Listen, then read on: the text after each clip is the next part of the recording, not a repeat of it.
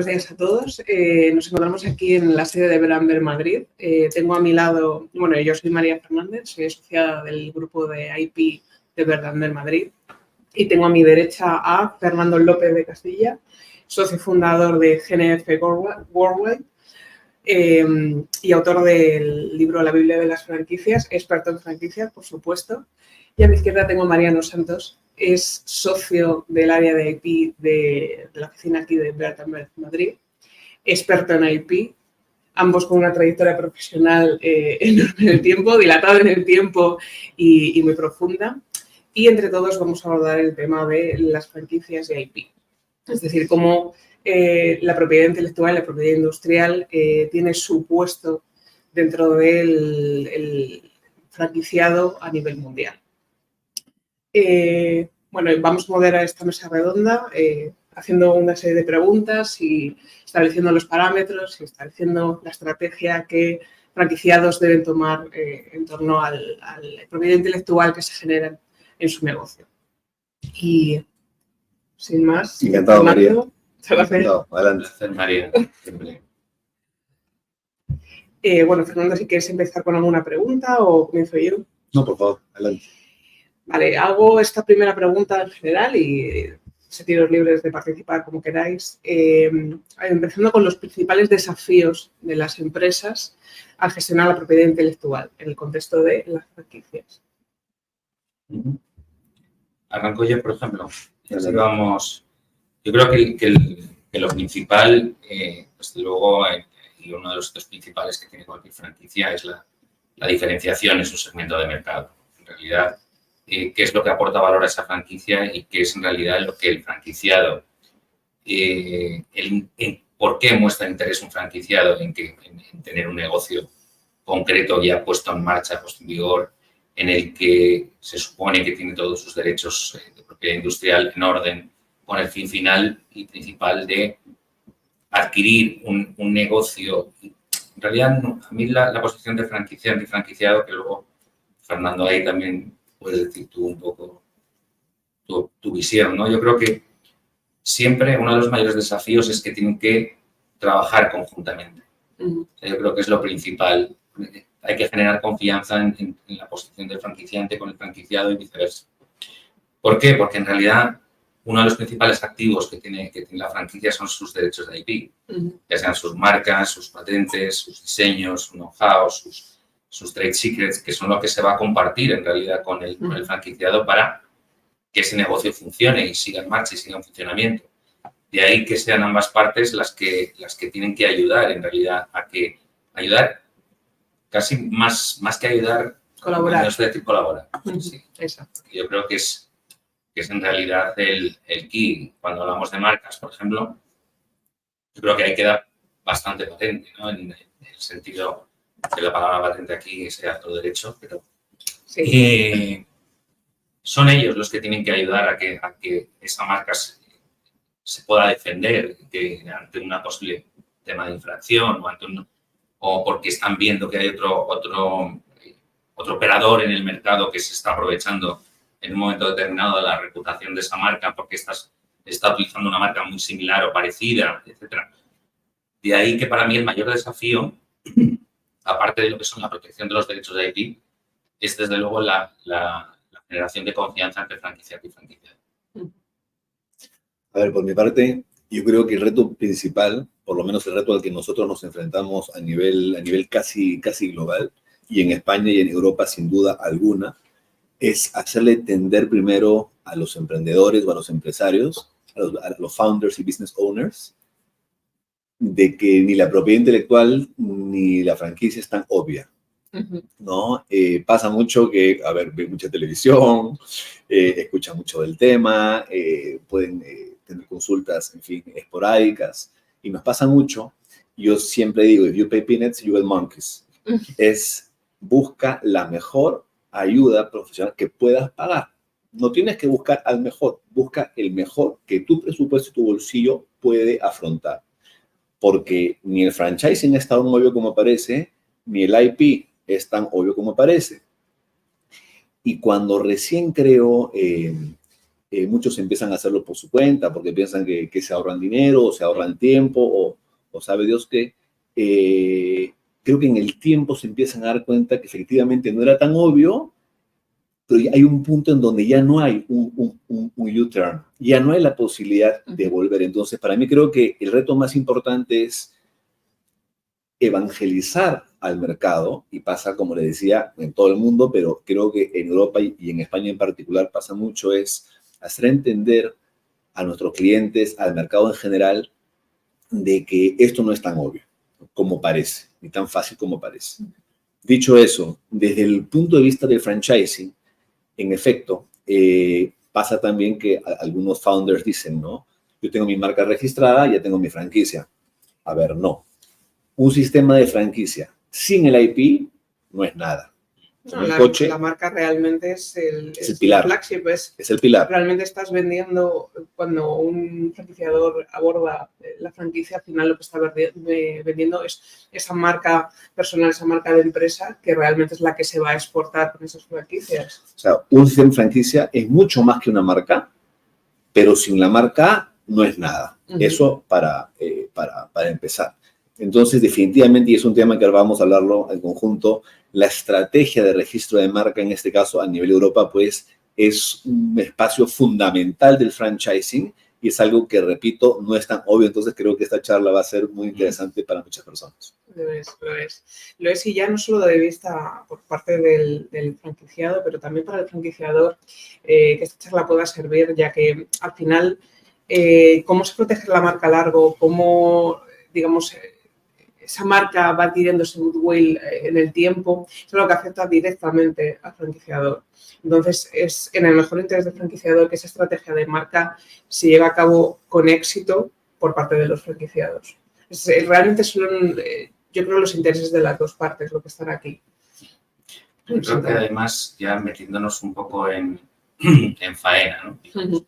En lo que son las estrategias propiamente de internacionalización, que es la palabra clave, ¿no? Yo creo que muchos owners lo primero que piensan es, efectivamente, como decía Fernando, ¿no? Es, yo ya tengo mi marca, lo tengo en un mercado, bien, la tienes en un mercado. Tenemos que tener en cuenta que en derechos de propiedad industrial rige el principio de territorialidad, y eso es un principio que el owner tiene que tener muy claro siempre. Que hay muchos que lo tienen, pero hay una pregunta clave que es ¿en qué momento yo tengo que comenzar mi proceso de internacionalización? Yo siempre ahí digo lo mismo. Tú tienes un plazo aproximado, por decir algo, de 5 años. Más o menos. Es el key, ¿no? En primer lugar, porque el que tú empieces una estrategia de internacionalización quiere decir que tú tienes previsto o tienes identificados una serie de mercados que son donde quieres entrar. La primera fase por donde tienes que empezar, desde luego, es esa. Después, ya obviamente, buscarás el franquiciado, se buscará la negociación del contrato, porque volvemos a lo mismo.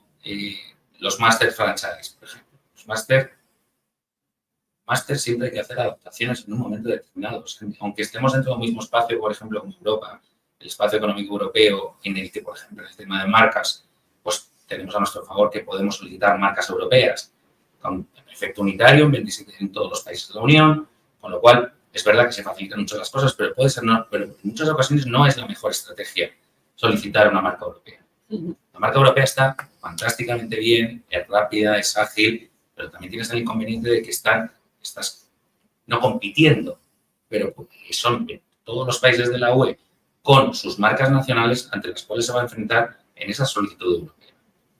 Entonces yo creo que a 5 años vista, para mí es como el uso que tú, o la estrategia que tú puedas definir. Si tú crees que vas a entrar en 5 países, 6 países, 7 países, y todos ellos están dentro del espacio económico europeo, vale, vamos a ver.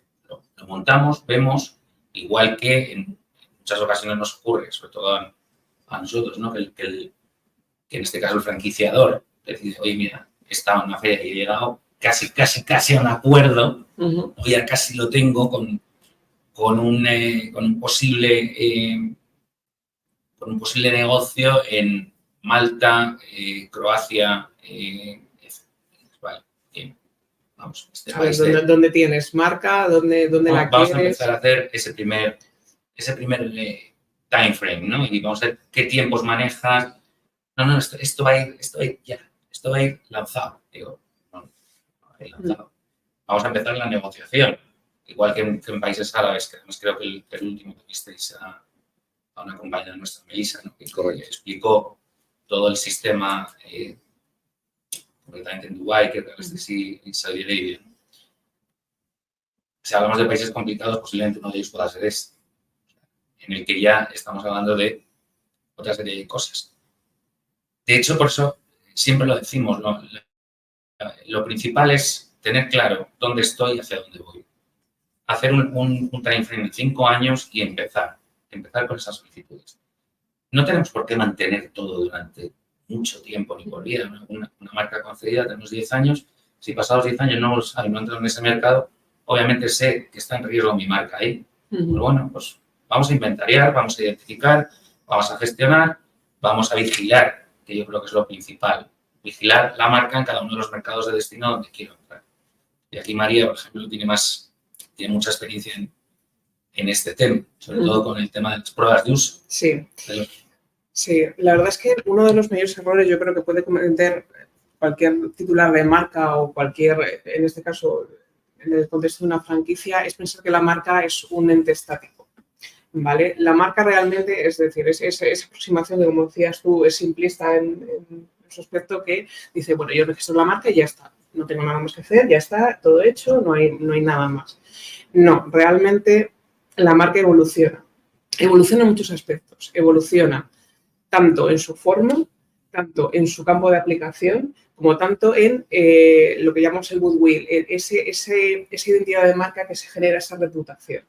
Entonces hay que tener en cuenta estos 3 aspectos a la hora de ir tanto solicitando como documentando los usos de esa marca, ¿vale? Entonces, no teniendo en cuenta una marca como un ente estético, sino como un ente que va cambiando a la misma vez que va cambiando tu negocio, digamos que sería para mí la estrategia del éxito, ¿vale? Considerarla como un organismo vivo que va creciendo, que va cambiando, que va evolucionando. Y para eso necesitas ser muy ágil, a la hora de definir muy bien realmente qué quieres hacer con esta marca, a qué sectores la quieres aplicar, qué cambios legislativos, gubernamentales hay. Por ejemplo, ahora todo el tema de economía verde, economía sostenible, ESG, es decir, las marcas ahora mismo ya tienen que hacer un ajuste, diría que todas, a ese nuevo espacio de tecnología verde, ¿vale? ¿Cómo hacemos esto? ¿Hay que solicitar nuevas marcas para cubrir nuevos campos de aplicación? Probablemente. ¿Hay que hacer algún tipo de retoque que requiera un nuevo registro? Muy probablemente.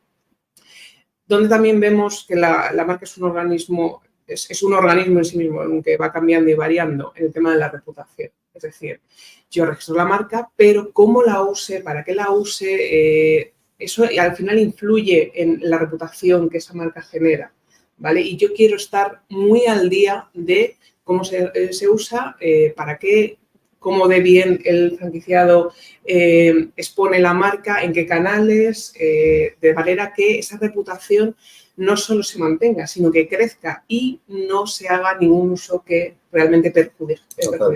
Total. Digamos, cuando alguien empieza con un negocio, registrar la marca, eso es business 101. O sea, si no lo haces es porque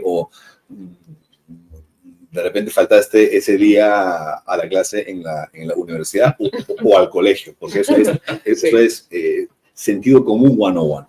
Ahora, cuando ya el founder, el entrepreneur evoluciona al franchisor, al franquiciador, al franquiciante, como se le quiera llamar, a ver, y se piensa en lo que tú decías, Mariano, el tema de la internacionalización, eso es franchising 101.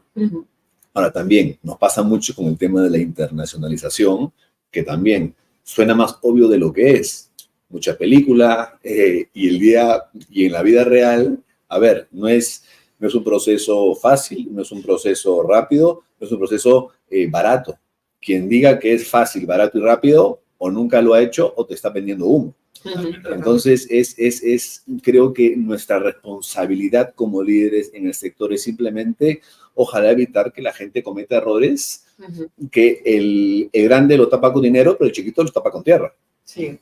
Yo me acuerdo, de hecho, yo creo que deberíamos de hacer, Fernando, como los 10 mandamientos de lo que se tiene que hacer. Los do's and don'ts. Sí. Exacto.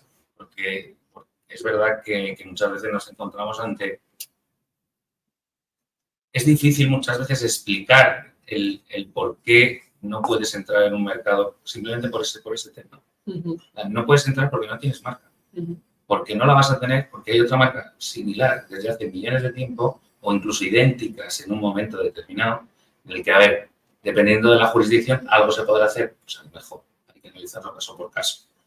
Pero es verdad que es un key point, y sobre todo si hablamos ya no solamente de marcas, sino hablamos de una franquicia que se base en una tecnología X, que esa tecnología además proporcione un valor añadido al franquiciado y le posicione en su segmento de mercado, porque a día de hoy no ha entrado nadie en esa jurisdicción, por ejemplo. Ahí todavía estamos hablando de un punto más. Ya no estamos hablando solamente de marca. Estamos hablando de marca, estamos hablando de que esa tecnología esté protegida en el país. Y además, de hecho, cada vez es más habitual franquicias en este sentido. Ya no solamente incluso nos encontramos muchas veces en posiciones incómodas, por llamarlos de alguna manera, con posibles franquiciados, ¿no? Que nos dicen, también es cierto que muchas veces la posición del franquiciado para mí, es un papel fundamental, y vuelvo al inicio, el llevarse bien. Yo creo que muchas veces es mucho más complicado llevarte mal que bien. Si en el fondo estáis los dos en el mismo barco. ¿Por qué? Y a nosotros nos sorprende, por ejemplo, franquiciados que en un momento determinado contactan con su owner, digamos, y le explican que hay en el mercado, han encontrado en 2 calles más adelante, mismo negocio, casi con el mismo diseño, con la misma forma, con la misma configuración, con el mismo producto. Entonces dices, vale. De ahí que muchas veces la estrategia no parta solamente de marca, sino que parte de marca, parte de posible diseño de lo que es el local en el que se va a hacer. Como diseño industrial se protege y además para mí es una de las figuras que muchas veces es más desconocida para muchos de los franquiciantes, ¿no? Es decir, mira, toda esta configuración lo podemos solicitar como un diseño industrial. Y esto te vas a asegurar de una cosa, que no vas a ver, bueno, no vas a ver, puedes encontrarte, pero podemos defenderlo. Y podemos decir, oye, aquí hay un derecho previo de mi cliente, y todo eso en el contrato de franquicia quedará reflejado. Y al primero que no le interesa que ver un local exactamente al lado, igual que el tuyo, con el mismo diseño, con la misma configuración, con una marca que además utiliza en un momento determinado, incluso mi identidad corporativa, dices, oye, vamos a ver qué podemos hacer. Vamos a hablar de infracciones aquí y vamos a ver cómo lo vamos a defender. Y de ahí, por eso, yo siempre vuelvo a lo mismo. Colaboración franquiciante-franquiciado es fundamental. Sí, y esa estrategia de la que ustedes hablaban, más allá de, entre comillas, simplemente la estrategia de la marca, es vital, ¿no? Porque, a ver, nadie, sin importar el tamaño que tengas, nadie puede registrar su marca en todo el mundo. Eso, es más, ni podrían, y así pudieran, no lo deberían hacer tampoco, probablemente. Entonces, esa hoja de ruta, que también, como tú decías, María, es parte de ese organismo vivo, de esos derechos a otorgarle a un tercero eventualmente, ese organismo va mutando, va evolucionando, y finalmente esa hoja de ruta es lo que te va a hacer llegar vivo al final del camino, que es lo que todos queremos, ¿no? Pero hay que trabajar en ello. A ver, ahí, retomando un poco el tema bíblico con los mandamientos de la marca, yo sí que diría que hay que pactar al inicio no solo esa cesión de marca en el contexto del contrato grande, del contrato marco de franquicia, sino también una biblia de cómo se va a usar esa marca. ¿Vale? Es decir, es verdad que no se pueden pactar todos los usos porque la tecnología avanza tan rápido que digamos que salen canales nuevos de difusión cada día, sin curas, pero realmente sí cómo quiero que se muestre esa marca más allá de lo que es incluir un puro registro en un contrato. Es decir, pactar esos términos de buena fe con ese franquiciado, van a hacer que ese franquiciado se sienta mucho más cómodo a la hora de usarla y que realmente, como decía Mariano, colabore activamente en la protección de esa marca. Y te quería hacer un apunte también con el tema de diseños, que es verdad que es una, como decías, es una, digamos que no hay nada simple dentro de toda estrategia de propiedad industrial intelectual. Hay muchas modalidades de protección, la marca es, digamos, la más conocida y la más aplicada para este tipo de empresas, pero los diseños industriales, como yo protejo la forma de mi producto o la forma de mi establecimiento incluso, es muy interesante y es, digamos, poco conocida y yo creo que es uno de los grandes activos que pueden explotar los franquiciados. Ya digo, una cosa muy interesante es el diseño de locales incluso. ¿Merece la pena revisarla? ¿Merece la pena intentar hacer algún tipo de registro que también luego me pueda servir para defender mi negocio? Sí. Sí, realmente es algo que hay que tener muy en cuenta y que yo creo que realmente es muy beneficioso. De hecho, además, perdón, nos encontramos muchas veces, yo creo que a los que hacemos esto, os ocurre a vosotros exactamente igual, que cuando te viene un cliente que quiere hacer, que quiere comenzar, ¿no? La de franquiciar. Y tú a lo mejor no conoces el producto en un momento determinado. Tú no conoces lo que realmente hay, que nos ha ocurrido la semana pasada en concreto. Y es un producto de gran consumo, pero no lo conoces. O sea, yo lo primero que hago siempre es adquirir el producto porque quiero verlo. Quiero ver cómo me llega, quiero ver cómo se presenta, quiero ver el packaging, quiero ver todo lo que tiene y luego ya empezar a testear qué podemos hacer. Y yo creo que ese es un punto que es necesario hacerlo. Que desde que ves que hay una cosa tan sencilla como una caja que para sacar la caja de otra caja que viene a continuación te da una facilidad muy clara que es simplemente una pegatinita que tú no tienes en cuenta en la vida, pero que cuando estás con estas cosas te tienes que dar cuenta y decir, mira, tiene utilidad. Y no solamente tiene utilidad, está generando una distintividad con productos similares. Esto hay que aprovecharlo, esto hay que meterlo dentro de los key values. Entonces, es ahí cuando nosotros muchas veces empezamos desde el punto de vista de IP, ¿no? Viendo lo que hay, inventariando todo lo que hay, identificando todo lo que hay. Y una vez que tenemos todo eso identificado es cuando comenzamos con la estrategia que le proponemos. Y además es lo más sencillo y muchas veces incluso los owners, ¿no? Son los que se sorprenden muchas veces de esto lo hizo mi departamento de marketing y esto tampoco lo veíamos. Exacto, muy tangible y bueno, pero decimos, a ver, esto es parte de tu identidad corporativa. Exacto, es un activo intangible como cualquier otro. Y es eso, intentar volcar esa mentalidad de este activo intangible tiene valor, es digamos, parte de nuestra labor diaria. El manual de identidad corporativa. Tanto ustedes como nosotros, a ver, creo que en el día a día somos parte técnicos, parte psicólogos, ¿no? Porque cuando también tratas de marca o de negocio, es un tema emocional Total. a la vena. Entonces, a ver, es más, el solo referirnos a una marca o a cualquier tipo de elemento de negocio como un activo, ya hace a veces que el cliente te diga, este es tonto, ¿no? Entonces, es lidiar con ese aspecto emocional a veces es sumamente complicado, ¿no? Algo muy, muy recurrente es que un cliente o un empresario me diga, no, es que mira, mi negocio, evidentemente con todos los valores como los activos de la marca y el modelo de negocio y tal, es que mi negocio es mi hijo. A ver, mira, uno, no es tu hijo, ¿ok? Porque a tu hijo no lo venderías por una millonada. Entonces, a ver, dejémonos de tonterías. Uno, no es tu hijo. Dos, si fuera tu hijo, mándalo al colegio y a la universidad. O sea, no vas a tenerlo encerrado en el closet para no compartirlo con el mundo. Entonces, creo que a veces pisamos mucho terreno fangoso en nuestras profesiones, ¿no? Sí, no, totalmente. Además, igual que lo comentábamos, ¿no? El aspecto de regulación por país. En Europa sí es cierto que tenemos una cierta armonización. Una cierta armonización. En IP, desde luego, sí. Más que en cualquier otro sector legal, yo diría, realmente. Sí. La tenemos, la aprovechamos. Es verdad que realmente facilita mucho la vida lo que son los titulares de marca dentro del contexto europeo, porque realmente toda la regulación europea uniformiza, armoniza y al final, digamos que tienes una certeza y una seguridad jurídica que igual puedes no tener en otras jurisdicciones más complejas. Pero es verdad que este peso normativo, al final, muchas veces, y ya digo que en Europa en asuntos de IP puede ser más sencillo, pero puede llegar a ahogar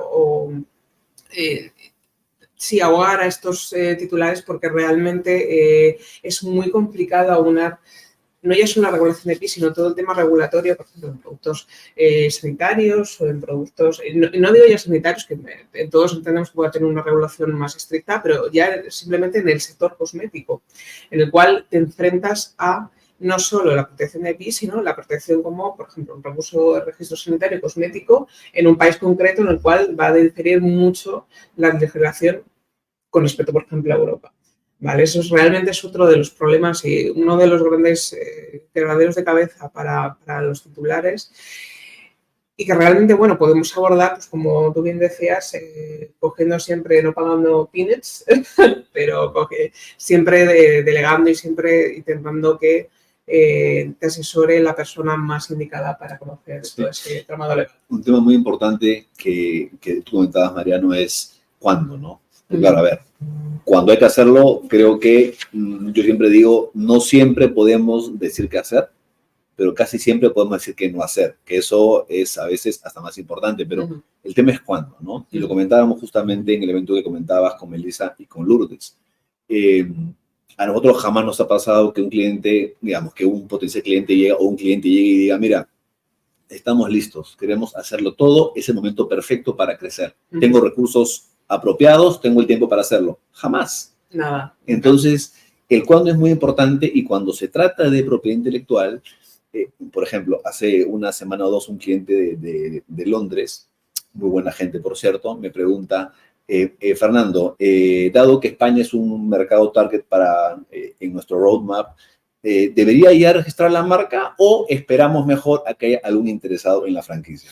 A ver, mira, así España no fuera un mercado target. Estás en UK, eventualmente vas a querer, ojalá, si logramos escalar tu negocio, vas a querer venderlo. Solo tener ese registro es un asset para la evaluación de tu negocio de mañana.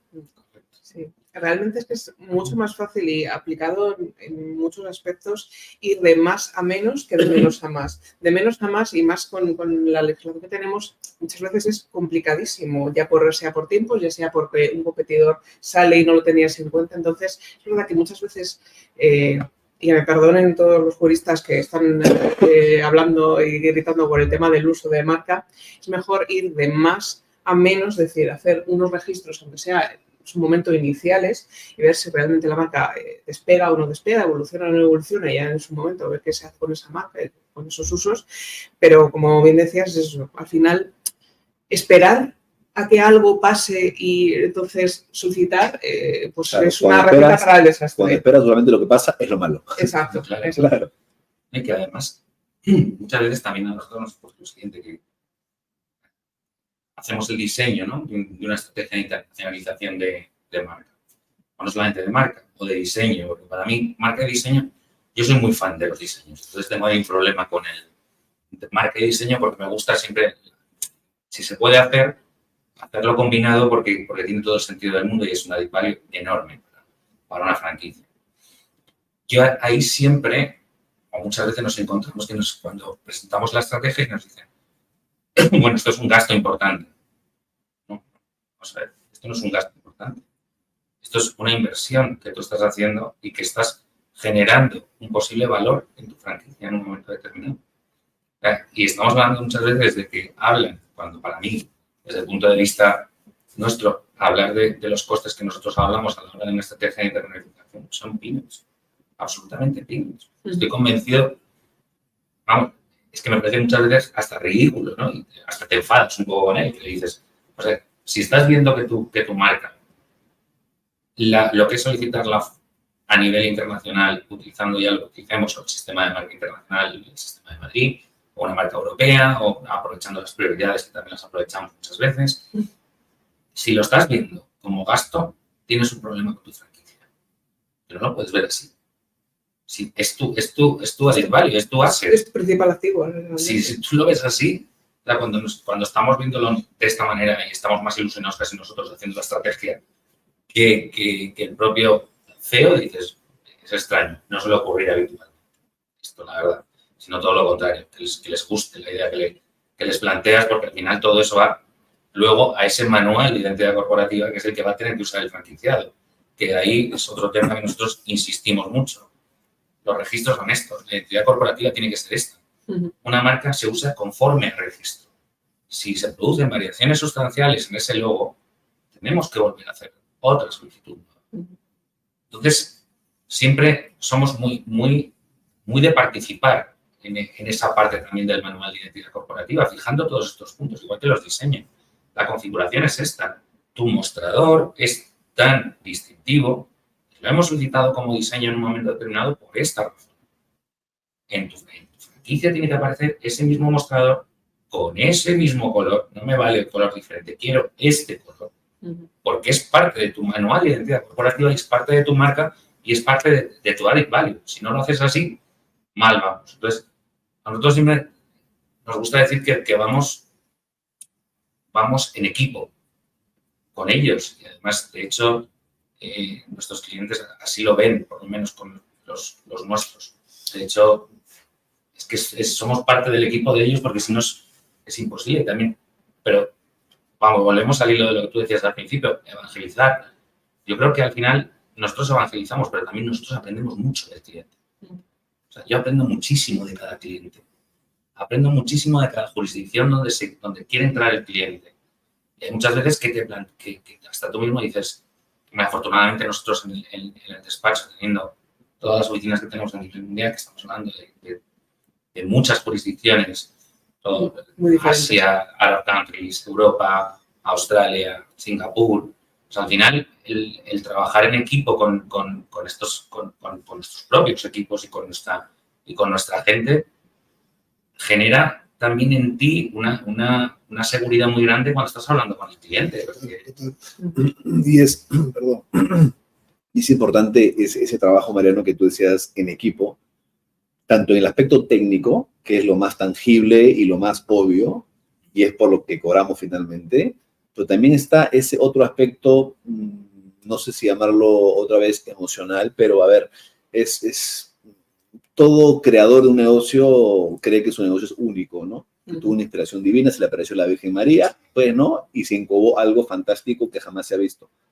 La verdad es que no. A ver, a menos que estés hablando de biotecnología, inteligencia artificial, probablemente tu negocio no sea tan único como crees que es, ni tan mágico, ni tan innovador. Y si tú dices después que alguien se ha copiado de ti, la pregunta es tú de quién estás copiado. Y ojo, no tiene nada de malo. Finalmente, todo ya está inventado.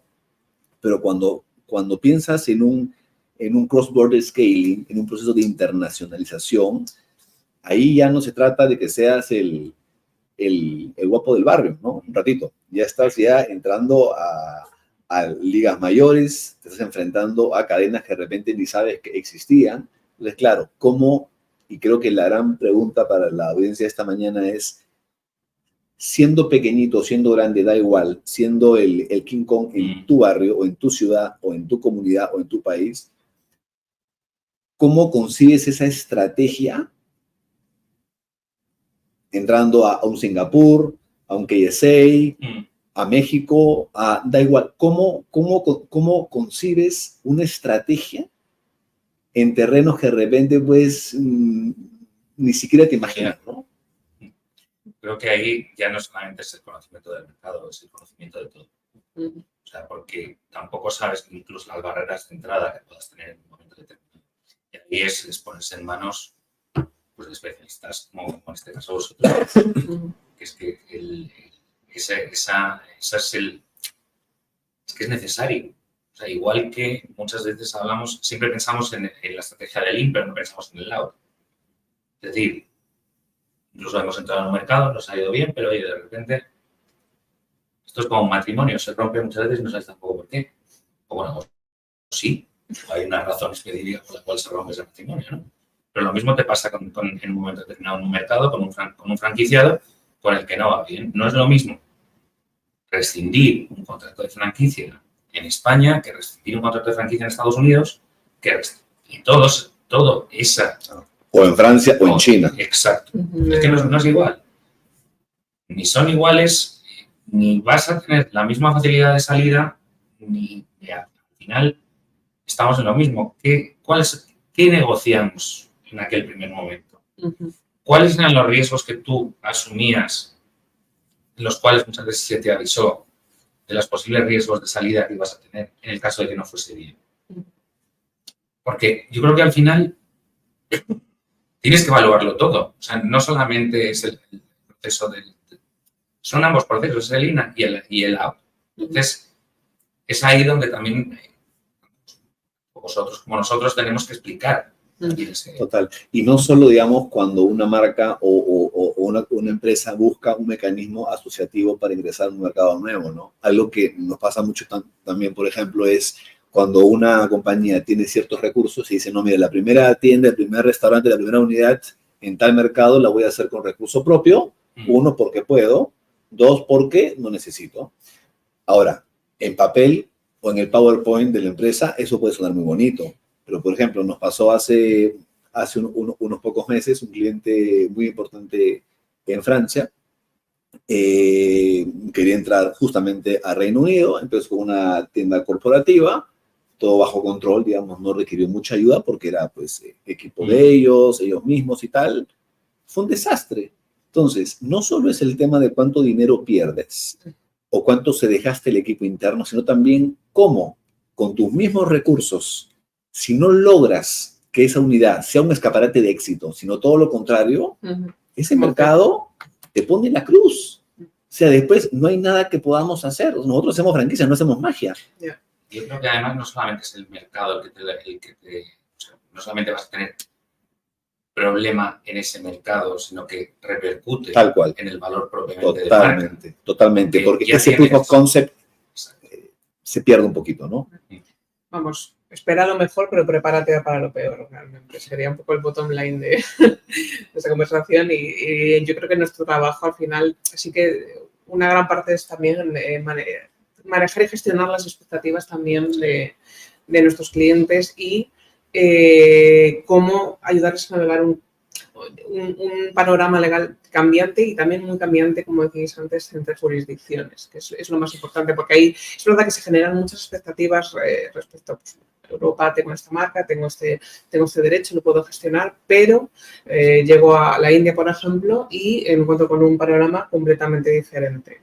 Ahí es verdad que digamos que hay que contener ese desgaste que puede ocasionar de, bueno, pero es que no voy a poder entrar en este mercado. Bueno, igual puedes entrar con una variación de la marca que no habías pensado, pero realmente puede ayudar a tu negocio. Hay muchas opciones, no hay que obcecarse tampoco con situaciones que realmente es eso, te llevan a un desgaste innecesario. Además, yo creo que siempre, desde el primer momento, hay que establecer un control de vigilancia. Sí. O sea, nosotros es algo que llevamos a rajatabla todos los clientes y le decimos, y muchas veces analizamos el riesgo que le supone decir, oye, no, ya, pero es que aquí todavía no he entrado, ya, no has entrado todavía, la has solicitado hace 1 año y medio, pero tienes que está solicitando una prácticamente idéntica a lo que tú quieres. Si vas a entrar, plantéatelo porque este es el momento de presentar esta posición. ¿Qué ocurre? Pues que volvemos a lo mismo, que es la labor de evangelización y decir, vale, yo ya te lo dije. Y al final, muchas veces es como lo de Pedro y el Lobo. Pedro y el Lobo, sí. Pedro y el Lobo, ¿no? Que nuestra función muchas veces es la de ser el pepito grillo, ¿no? De decir, cuidado con esto y cuidado con esto. Afortunadamente, cuando la relación es grande y de confianza con el cliente, cambia mucho porque es verdad que te hace mucho caso.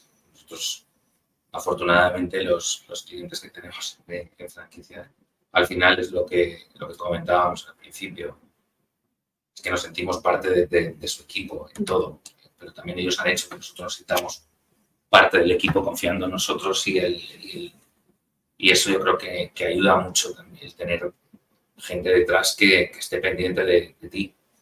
Y especialmente cuando estamos hablando de marca, ¿no? Y eso pasa desde la vigilancia, las posibles infracciones que pueda haber, temas de piratería, que en un momento determinado es nuestro día a día, la entrada de producto clasificado cuando estamos hablando de determinadas franquicias. Bueno, es un poco... Y algo también muy importante en línea con eso, Mariano, que tú decías, María, es la marca más allá de el registro del papelito o del derecho como tal, es también ese goodwill que se genera, ¿no? Porque, a ver, el franchising, al final del día, sin importar si tienes una tienda o tienes 1,000 o 70,000 literalmente, es un tema aspiracional. A ver, o sea, realmente no hay ningún negocio en el mercado que con recursos suficientes o paciencia suficiente alguien no pueda replicar. Entonces, cuando un grupo operador, un high network, un family office, da igual, busca ser parte de una red de franquicia, es por un tema aspiracional. Y porque la gente que está detrás es gente con la que uno quiere relacionarse. Entonces, creo que lo mínimo que el franchisor debería hacer es, oye, mira, por lo menos he hecho todo lo necesario para protegerte una vez que seas parte de mi familia, ¿no? Sí, sí. La verdad es que súper de acuerdo. Al final es que es familia, al final es todo lo que pase en esa franquicia realmente va a repercutir directamente sobre el franquiciado. Es peor que familia, porque claro, al primo tonto no lo llamas, al franquiciado tonto tienes que llamarlo. Tienes que mantener una relación con él, efectivamente. Yo creo que la verdad es que podríamos tener cafés de estos todas las semanas y seguir. Incluso podríamos estar hablando ya y sectorizar. Empezar a decir, vamos a hacer específico del sector, como decía María, cosmética, del sector retail, de food and beverage, de ir mezclando porque la verdad es que es súper interesante y enriquecedor y esperemos que también a la audiencia que estamos teniendo le esté pareciendo de la misma manera. Que además todas las posiciones al final son entendibles y todo tiene un porqué y una situación. Hay muchas veces que también los franquiciados nos dicen, oye, mira, es que ya tuvimos una mala experiencia. Bueno, nunca está mal tener una mala experiencia. Todos tenemos una mala experiencia en la vida. Digo, lo importante es salir airoso y salir fuerte y saber que si te pasó eso en ese momento no te va a volver a pasar. Entonces yo creo que ahí es donde volvemos al mismo, la evangelización que comentabas, Fernando. Yo creo que tenemos que estar evangelizando todos los días. De acuerdo. Es parte de nuestro trabajo realmente. No queda otra. Bueno, pues como podcast y webinar como este, pues esperemos que realmente a la audiencia le haya servido para, bueno, aunque sea una idea de jueves de pensar realmente en esa identidad de marca, en ese activo intangible y cómo protegerlo. Podemos llamar los cafés de los jueves. Bueno, sí. Eso es bueno. Bueno, pues yo creo que con esto ya terminamos. Despedimos este panel, ha sido súper interesante y, como dice Mariano, pues un café de todos los jueves. Así que Fernando, Mariano, bueno, yo, María Fernández, os deseamos que tengáis un buen día y que os haya gustado este podcast. Muchas gracias, María. Fernando. Encantado, María. Claro que sí. Esperemos que sea el comienzo de muchas. Eso espero. Una gran amistad.